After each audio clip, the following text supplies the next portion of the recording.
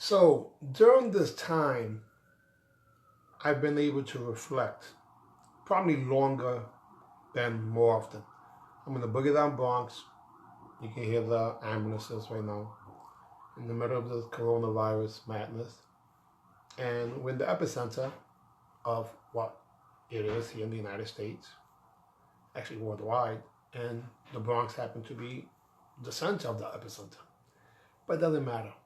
You can mentally travel elsewhere, not just into the past, but into the future. So I will not apologize anymore for my work ethic. I will not apologize anymore for my creativity. I will not apologize anymore for my passion, my desire, my ability to put thoughts together, my ability to physically do what many people talk about, or anything else. In other words, I'm not going to apologize for my God-given gifts any longer. Now, it sounds funny, but I can honestly say I've done that. And you probably have done it too. We don't want people to feel uncomfortable, so we start pulling back on our dreams, ideas. People want to distract us. And then we start, here it is, the dogs barking and distracting. But we still got to keep our focus. You can't even make that up. So sometimes you hear noises of people saying, don't do this, you can't do that, be careful.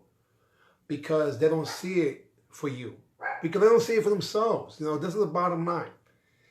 We are not normal people. Those who chose to become leaders, entrepreneurs, martial artists, black belts, what have you, we are the chosen people who actually have taken action, not talked about it. And most people like to talk crap about stuff they're not going to do. Recently, what I did was I had a friend of mine who wanted to write a book. And in less than a month, he wrote the book and freaking has it published, and it could be is available right now on Amazon, Kindle, and so on and so forth. What the heck was that about? Man, he doesn't even realize what he did was make me give him extra props. He said he was going to do something, and then before he finished the damn sentence, he started taking action towards it. Now, I did a lot of work with Tony Robbins back in the early 90s. Some of you guys might have read his book. Some of you guys might have actually participated in some of his audio training. But there's a big difference than being right smack in front of Tony and doing some work. 14-hour days, 14 days in Hawaii, 1992. Some of the best and the worst things that I ever did. And why did I say that? Because when I came back, I was a freaking alien. I had information into the future that most people never had a chance to acquire. So instead of me taking things to a whole other level, I felt like an alien. Because when I'm telling people, I know we got schools presently in the Bronx, Brooklyn, Queens, and Manhattan, but we can have schools all over the place because we got to save the world because we have options for people. As an example, a lot of students of mine know that the student creed, I must develop myself in a positive manner and avoid anything that will reduce my mental growth and my physical health. I must develop self-discipline in order to bring out the best of myself and others. I must use what I learned in class constructively and defensively to help myself and never be abusive to my fellow being. Winners never quit, quitters never win. I choose to be a winner, sir. Now that's my edited version of the I intend to develop myself that I learned from EFC back in 1988. Why did I change it from intend to must? Because you don't do a damn thing until it becomes a must. Now this became part of the culture, part of the mindset, part of the winning attitude. Winners never quit, quitters never win. I choose to be a winner. Why? Because I was born to be a winner and it feels good. See, I even took that to the next level. So when I had multiple schools, it wasn't because of the kicking and punching, guys. Anybody does that. Yes, we did that with the best of them. However, it was this. They knew. Like I teach now. I ask people, what belt are they? And they'll give a color. No, you're not. You're a future black belt. Because if you begin with the end in mind, then it increases the possibility you may accomplish that goal. Visualization. Yes, visualization.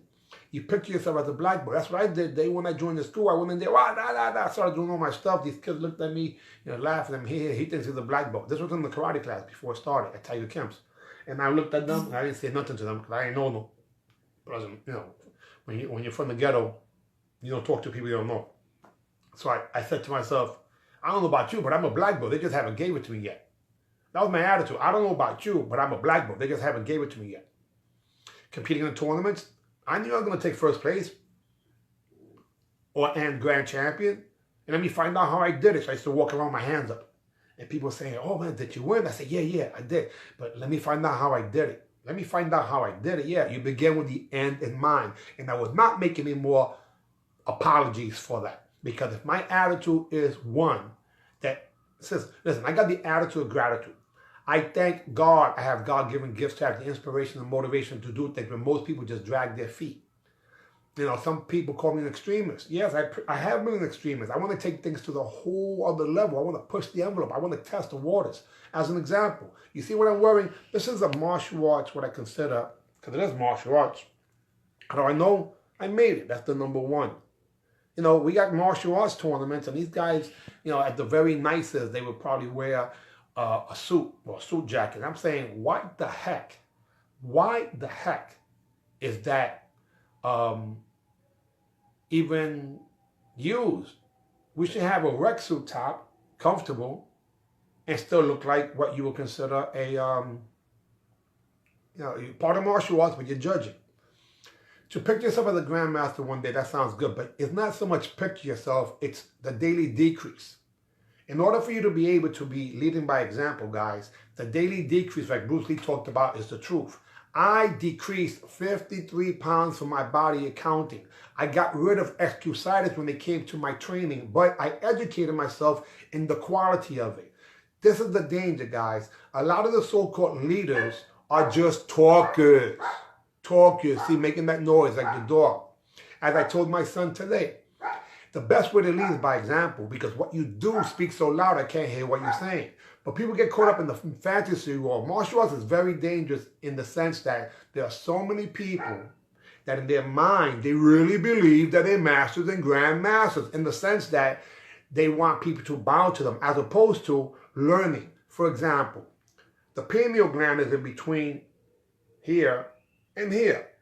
How do you develop that? How do you take endorphins and make them actually pop? How do you really increase dopamine? How do you help someone who has Parkinson's, which means the inability to in the brain and making a connection? How do you help them? Well, I have not one, not two, but 3 different protocols that across the board have been proven scientifically by people, doctors, and it's in the medical journals to help people. Every instructor to me has that opportunity to be able to help people solve real solutions. Now, if you're out of shape physically, you might be doing what I was doing, which was training wrong, not training hard. Like I mentioned before, the best wrestlers in the world are the Russians. Which ones in particular? The Dagestan, the ones from Dagestan. What makes them different? They never train to level number 100. They train to about level number 70 or 80, but every single day. So through osmosis, through time, you develop next levels. In sparring, as an example, you have seen the difference between people playing tag and what would be people who actually was fighting while under a so-called sport. And I put a video right there in the bottom. You see one of Alfie Lewis people sweeping and stopping and punching and kicking. You're saying, what the heck? That was just a few months ago, I should say a few years ago, because the rules allow that. They don't allow that here in New York, absolutely. They do not allow that here in the United States. It's become an extend your glove, and I've done it before. Extend your glove, reach out and touch someone, and then they think that's self-defense. A martial arts base is self-defense based, but that doesn't mean that you just start only doing grab my hand and do this, because I've never been, no one's ever grabbed my hand in the fight, you know, but you need to learn how to do that also. So I don't discredit anything. Every form of what you will be doing in martial arts, which includes the forms, the weapons, the self-defense, and yes, the freaking sparring. But people have a tendency to get away from the sparring because, in all honesty, their instructor wasn't a good fighter. Do we even know Yamaguchi could fight?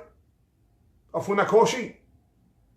Because I didn't see no damn videos, but I did see a video of Peter Urban sparring against Don Nagel, 1961. And for whatever it's worth, the one that I did not expect to be throwing kicks and punches like that, wow, that impressed me. Research, guys. The more you investigate, the less you invest. A lot of times people like to talk a good game, but when you really see them, what they are able to do, it may not be impressive, but you're thinking, well, maybe they're holding back. No, 9 out of 10 times, no. They got lied to the same way a lot of people lied to. This is what they said. Once you get to your black belt, that's when you start learning.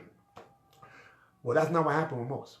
Once you get to black belt, That's when you start teaching, and when you start teaching, you forget your stuff, and then you get even more out of shape than what you were, and then the people, they just want you to buy degrees. I said it, buy degrees or buy a Hall of Fame. But man, you don't need that crap. Those things are not things that you need as far as I go. And I've been inducted into all types of stuff, but I've never paid one freaking red cent in my entire life. I'm going to say it again. I have never had to pay 1 penny when they so-called inducted me into some awards thing. I'm not that dude. Do you know why?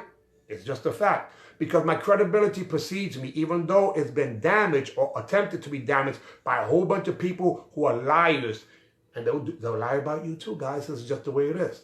So your reputation precedes you based on the action and the results that you produce, not the words that you talk. If I'm trying to tell you guys how to increase your flexibility and I can't do the split, and the instructor can't do the split, and nobody can do the split, or they do the split, they did the split way back when, and now they got hip problems, they got back problems, they got knee problems. Should I follow someone when it comes to stretching when they have injuries based on exercises they're doing? Doesn't make any sense. But you know what people do? In the name of a tradition, I'm going to do the same stuff that doesn't work.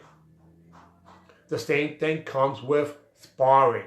The same thing comes with so many things. The more you investigate, the less you invest. Less you invest means the less time you're going to invest in doing something that doesn't make any sense. You ever wondered why, and I've done this before, why they teach us how to punch with our shoulders square when it makes more sense when you turn your upper body? Because of a tradition? No, because we dropped a bomb on the Japanese who stole martial arts or karate, the China hand, from the Okinawans. And because of that, they were mad at us, so they were teaching us with a shinai, hitting us with a stick, while we were getting drunk in the bars, which is crazy. The anti-work is not consistent with what I would consider the holistic approach to martial arts, like the Chinese have, at least initially. My point is that you can easily teach someone how to do something wrong. A reverse punch. I'm going to show you something that, again, every one of my students know this, and most people don't. And this is sad. I'll show you what I mean. If you put your punch out like this, guys, and you lift your elbow, most people have the elbow turned. When in reality, your elbow is supposed to be horizontal. See that? Horizontal and consistent. And then your wrist gets flexible. In other words, when you punch, if you notice that your elbow bends this way, there's no backup. The way you're supposed to punch is the elbow bending this way, meaning it's horizontal. What's the difference? The impact is different. And that's a basic thing with us. And the reason I say basic with us is because 99.9% of black folks don't even know that little basic. Well, why didn't your instructor teach you that? He didn't know. Most instructors only know what their instructors taught them, and what their instructors taught them normally was the same thing their instructors taught them, and they say, I've been training for 30 years. Okay, let's think about that. Let's say that the alphabet goes from A to Z, and to get to Z is the highest level, because once you got all those letters, you can really create some poetry, which is the art part. You can do some martial part, meaning the strategic part. So let's say your limitations is based on letters A through H. A, B, C, D, E, F, G, H. That's it. Your vocabulary is very limited based on having letters just a letter H. So if your instructor doesn't have the split, if your instructor cannot spar well, if your instructor can't demonstrate to you what would be a quality technique based on the results of being able to stop someone, helping you get home safe, if your instructor doesn't know how to motivate, and you're saying, wait a minute, what does that have to do with martial arts? We used to train hardcore back in the days of that nonsense. Bro, let me tell you something right now. The bottom line is this. You are supposed to increase your options to get home safe. And as a martial arts instructor, that's what you're supposed to do. It's all about not learning a foreign language, guys. Don't fall for that crap. Because karate means the way of the China hand. And they were teaching this in Okinawa based on religion of Zen Buddhism. And those islanders gave credit to China. But once it came to mainland Nippon, meaning Japan, there was no way they were going to give credit to a country that Japan conquered not once but twice. My point is that the more you research, the more you know, but more importantly, performance. See, all that stuff sounds good, right? But if you can't perform, then I don't know about you guys, but look at the type of student that I was. I would listen to people and say, that sounds good, but let me see it. Let me see it. That's what I used to think in my mind as a little kid. But my instructor was like a superhero. So when he used to say whatever he said, I couldn't really understand him. He had to demonstrate. Sang Soo Tiger Kim was like a freaking superhero. And this is a fact. Bruce Lee, incredible body, right? June Lee, rest in peace, incredible body. Jack LaLanne, oh my God, incredible body. I show you a picture of Tiger Kim, he makes them look like little kids. Because his body was even better than Jack LaLanne's. How could that be? Isn't it going to make you tight? You're not going to be able to fly through the air with a greater ease? That's a lie. You can increase your levels of flexibility, intelligence, finances, strength, etc. Kaizen is the concept of constant and never-ending improvement. That's the concept of my style that I created. Constant and never-ending improvement. Because I noticed there were some limitations based on the inability to do certain techniques when it came to styles. Styles initially were all a combination of things, and then they became selective. Selective meaning specialist. All of a sudden, it was only throwing. Hapkido was the self-defense that we did while we were doing Murakong Tang Soo Do, and then they changed the name to it to Taekwondo. My point is still this. They taught us how to throw jabs, how to toss hooks. My instructor was teaching us how to box. We were doing dive rolls and competing against each other, doing judo. Wait a second. And then we were doing the self-defense. They called that Hapkido years after, and it was a mixed type of thing. Every style that, in the beginning, was mixed. Then they started to separate it into specialties. Now Taekwondo doesn't look anything like what we did, especially WTF. They get what the Taekwondo, and even the karate, the sport karate, meaning the World Karate Federation, that looks nothing like what was done just a few years ago, because once politics gets involved, meaning the IOC, International Olympic Committee, then they change what would be the quality of the technique so to make it so-called spectator friendly. So the point still is, guys, is this. It's really simple. We can do better.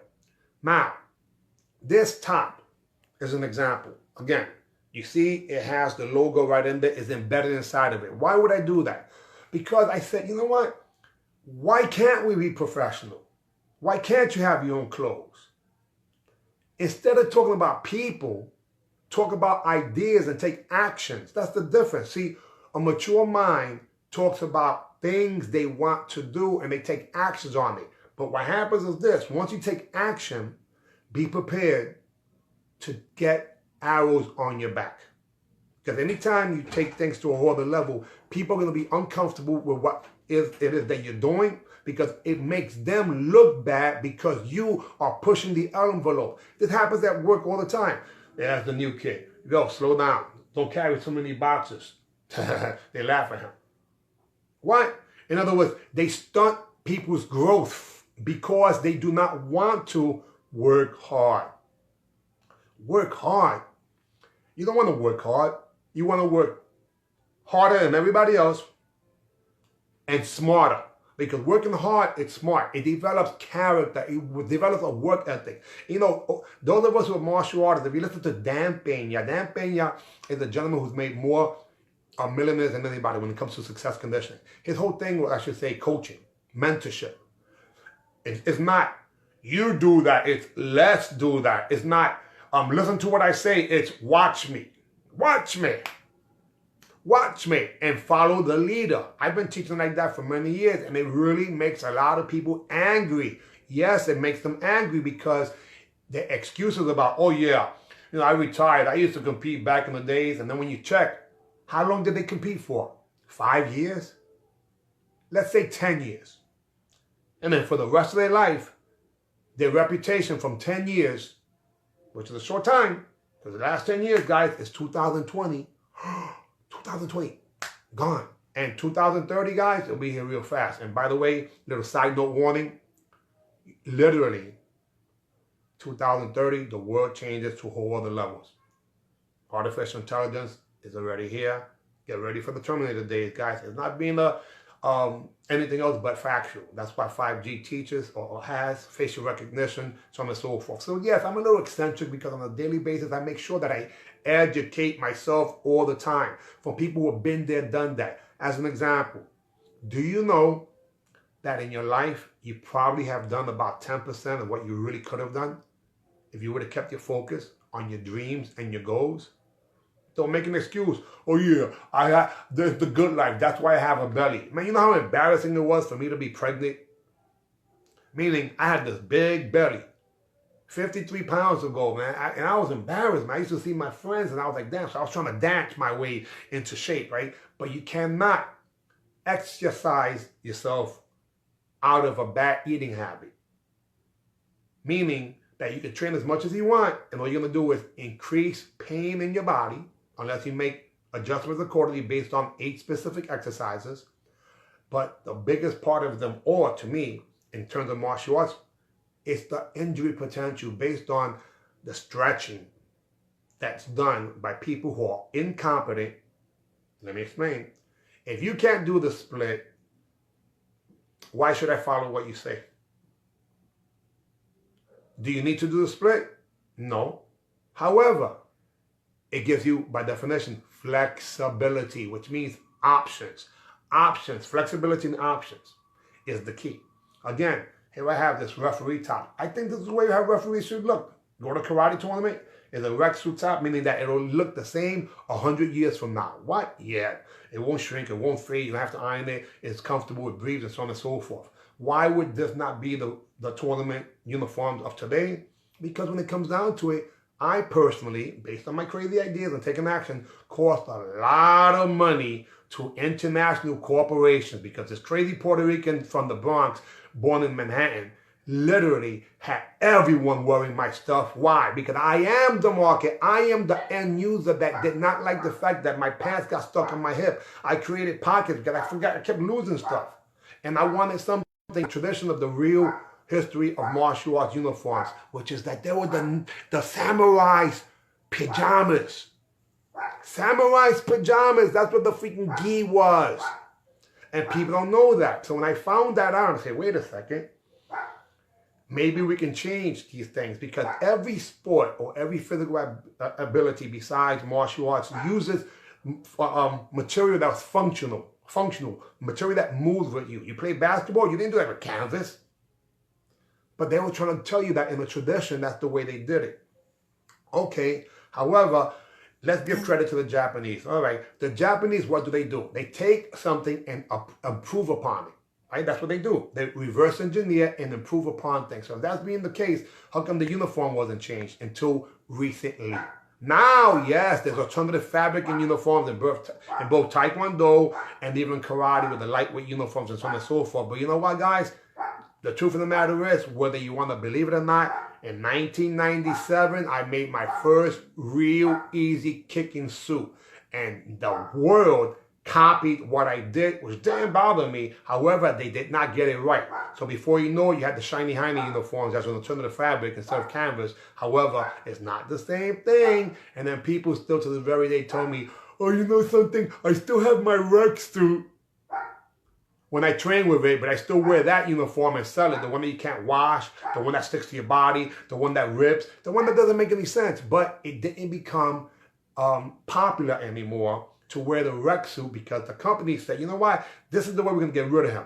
We're going to sponsor the actual tournaments. Then we're going to sponsor the actual teams, which means they bribe people into wearing faulty uniforms and equipment. And you're thinking, no way in life. That can't happen. An extended glove to the body is a point. Imagine that. A martial arts form is gymnastics today. Imagine that. Guys walking around like they're champions. I'm a 7, 8, 25 times world champion. They never fight. That can't happen. Imagine that. And I'll stop with that. Martial arts has become a farce in many areas. However, it's not just because of being successful, because I had schools in Bronx, Brooklyn, Queens, and Manhattan. And without bragging, based on the curriculum, regardless of who taught it, if you stepped into the ring, even when they saw the pass, they were like, holy crap. Why? Because we were always leading by example. We would have students line up on the floor, do the split, pop up, jump and straddle, back down to the split with no hands, jump and straddle, and the race was to get to 10. I had to be the first person doing it. Why? I got to lead from the front, like General Pan, right on the first battleship. People say, wow, that's crazy. No. That's just the way the standards were. Kevin Burton, who's I believe right there is watching The Jedi, came over to my school to teach. Where was the school? Midtown Manhattan, on Broadway, right across from David Letterman and the Ed Sullivan Theater. How could some crazy Puerto Rican from the Bronx have the audacity to even do something like that? Well, why not? We are all made in God's given image. God gives you the gift of life. What you do with your gift, or I should say your life, is your gift back. Instead of excuses, you take action. And that's the bottom line. Incredible. So sometimes, and this is what my mom just showed me, sometimes people try to sabotage what would be what you're doing because they're evil. So a lady that lives across from the whore who is just a miserable person. And we all have them, guys. Sometimes they're actually relatives. I don't call them family because they're relatives. They have the same last name, but they're not family. Family are people of similar mind. Like Kevin Burton, Jedi is my brother. My real deal brother. Based on us being on the same, call it frequency, call it vibe, call it martial arts, call it whatever you want. But I know that I have a lot of brothers. And some of my brothers and sisters in the martial arts community and some of my brothers and sisters in the hip-hop community really break my heart at times because they're regurgitating things that just do not produce the proper results, and they're jeopardizing their children's livelihood based on what would be false information. Steaks. No, no, no, no, no. Chicken. Do you know that 95% of chicken when tested has feces? What's feces? Crap. Crap. Imagine that. How could that be? Because that's what they eat. Investigate before you invest. 3 documentaries I'm going to share, and I highly suggest, there's a video down here of a child probably 7 years old at the most, and his father teaching him the difference between what I consider an adult, someone who can take care of responsible things, responsibility, someone who can take care of things. Responsibility, not reactability, responsibility. That child is more of an adult than adult because he learns about what would be finances and the mindset of an entrepreneur. The video's right there in the bottom. If you watch, it's 2 minutes long. And the thing about it, if you look at the video, you're thinking, this guy's probably going to be rapping or singing because he has all these braids and his son has braids too. And we only know anything about somebody, first impressions is visual. So it's important to have the proper posture, to have your things in place properly in order for you to aesthetically look the part at least. But that's not enough. You got to be able to perform what would be the task at hand. And then you have options there. You could be okay, you could be great, or you can be legendary. Now, look at the way it works. If you're legendary, now they pay you, great. If you're great, you know how they pay you, good. If you're good, you know how they pay you, fair. And if you're fair, you're out of a job. Or your business is gone. That's just the way life is, guys. We get paid normally about 10%. That's biblical. We get paid about 10% of what we give. So if you want to earn more in your life, learn how to increase your value. And what's your value? Not intelligence, information from who people who've been there, done that. You can literally stand on the shoulders of giants and reach to levels that other people just can't. So learn how to ask questions from what would be your loved ones who are passing away right now.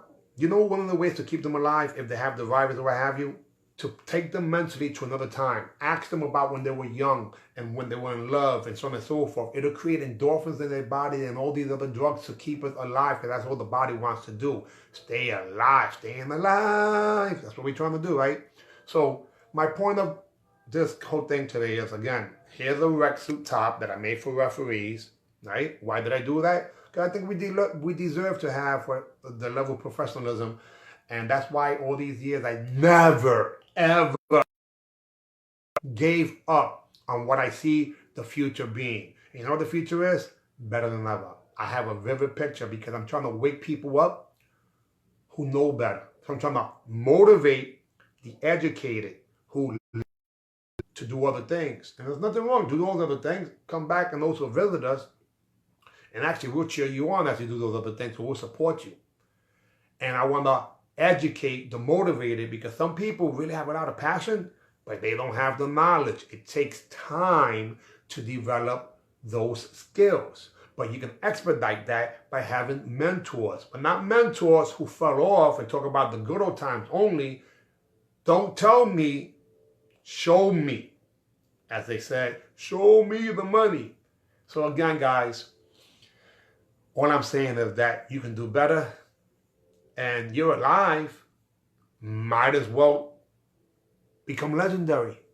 And legendary doesn't mean that you bought an award. Legendary means that people want you around based on the results that you produce. Imagine that. Your reputation precedes you for being not a talker, but an actual doer. Because what you do speaks so loud, I can't hear what you're saying. All right, guys. Thank you for watching. I really appreciate it. If you think anyone else will benefit from this, please share it. Now, for those of you who are watching, I thank you all, and I will respond to everyone. I want to just keep my focus because, to me, as strong as anybody is, we can hold back time. So don't waste your time, because time in life wasn't just a company owned by the same company.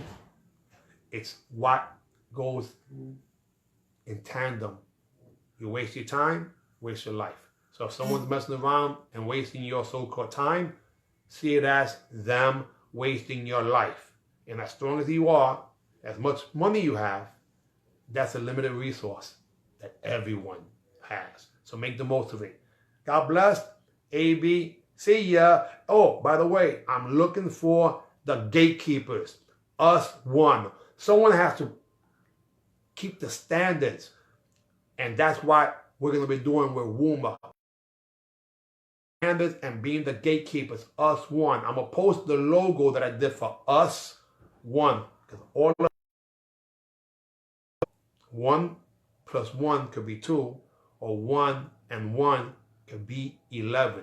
Synergy is what's going to make things happen, and it'll help you take things to a whole other level. There's so many pioneers and legends that are here, except none of them are here unless you recognize it. So there's a difference between trying to get credit for things you didn't do, but what's even worse is when people have done things and they forget. Don't forget, you are God's greatest gift. Okay, guys, God bless.